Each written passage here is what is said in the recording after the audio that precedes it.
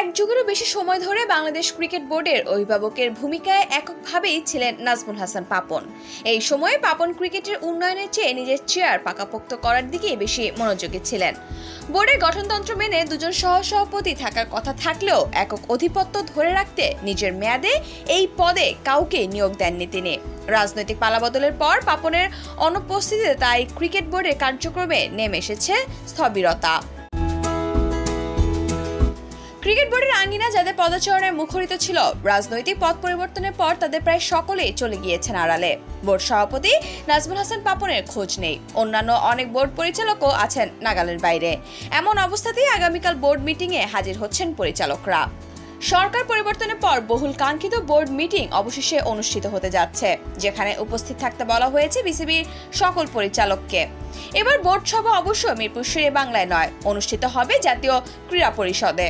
সকাল 11টায় শুরু হতে যাওয়া এই সভায় যোগ দেওয়ার কথা রয়েছে নাজমুল হাসান পাপনেরও, তবে তিনি যোগ দিবেন ভার্চুয়ালি। আর এদিনই সিদ্ধান্ত হতে পারে বিসিবির নতুন সভাপতি কে হবেন সেটা নিয়ে। এর আগে অবশ্য জানা গিয়েছে নাজমুল হাসান পাপন ক্রিকেট বোর্ডে নিজের পদ ছাড়তে রাজি, সে হিসেবে কালই আসতে পারে এই সিদ্ধান্ত। আবার গতকাল পদত্যাগ করা জালাল ইউনুসের বদলে নতুন কেউ যুক্ত হতে পারেন বোর্ডে।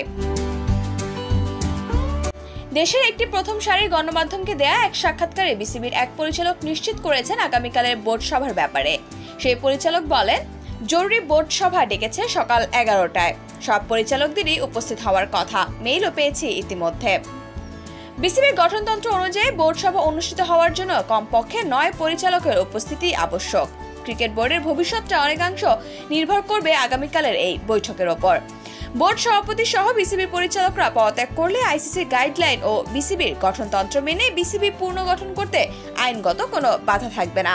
গত কয়েক সপ্তাহ ধরে ঝুলে থাকা সিদ্ধান্তগুলো বুধবারের মিটিং এর পর হয়তো সবকিছুর জট খুলে যাবে। উল্লেখ্য, 2012 সালের অক্টোবরে বিসিবির সভাপতি চেয়ারে বসেন পাপন। সেই যে বসেছেন আর ছাড়েননি। টানা 12 বছর সভাপতি থাকায় ক্রিকেট বোর্ডের প্রায় সবখানে নিজের পছন্দের লোক বসিয়েছেন তিনি। শেখ হাসিনার ঘনিষ্ঠ হওয়ায় চাইলেই ক্রিকেটের উন্নয়নে যে কোনো কিছু দ্রুত করে ফেলার ক্ষমতাটা ছিল তার, কিন্তু হয়েছে উল্টোটা। বিসিবি প্রধানের চেয়ারে বসে বাংলাদেশের অপার সম্ভাবনাময় ক্রিকেটকে ধ্বংসের গুরুতর অভিযোগ উঠেছে পাপনের বিরুদ্ধে।